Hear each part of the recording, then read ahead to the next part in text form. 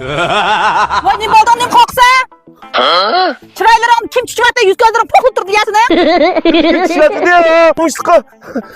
Tuxum terklayib kelgan, tuxum tergan tuxumlarimni chiroyim qaytib chiqyapti mamtukam. Qo'rqmag'ina.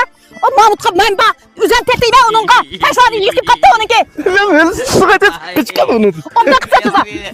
Nere bere Quang qere ya Davudqa tegmesa. Elim xutsabiyada. Deb yemasan seniki. Demiş xutsabiyada.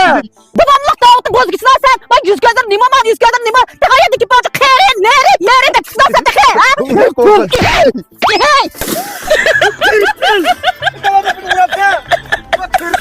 Davud'um hoş oldun mu? Urras vurup koydum taza onun. Bir kını pişir deyip attım taza. Ondan oldu. Davud, sen benim ukamın makineye daldın. Bak kır toprak, o kır pırlı uzun makine. Kuaga, ilişkini artık kufiyat doymaktık da yakın.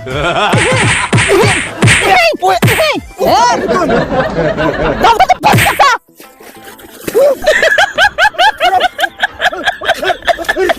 Ete yakın geldi ben seninki. Oy oldu. Okan bekle yakıp gitti. Yani vurmayı bıraksan gitti ama Okan'ın kılını ulayı. Vaktasını yüzünü kılayım ben. Vakta bir kadın saygı geçirip. Buna gitti. O kirpel.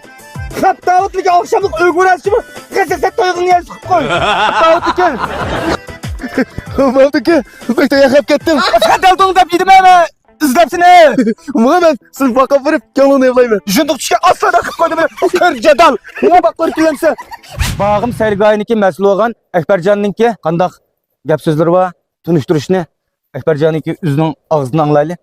Yaxşı arkadaşlar, azıq vaxtlar xeyirlik olsun. Buna azı biz turaqqa orun 5-ci başlanğıcının qarşı tərəfindəki Bağım Sergayı. Bizning bu yerdə həm də bağның içi yap-yeşillik turkengen, həm karvat, şipan, ayrımxana bulub, cəmi 15-16 ayrımxanamız bar buldu. Məyli gündüzlük bolsun, məyli keçilik bolsun. Her kanda tuğulan gün, her kanda çoğunlarınki, kiçilerninki, otursa, her kanda faaliyetlerine maslaşırdı. Bağınınki yemek içmekleri günde her xil tamamlarımızdan günde faaliyet edip verildi.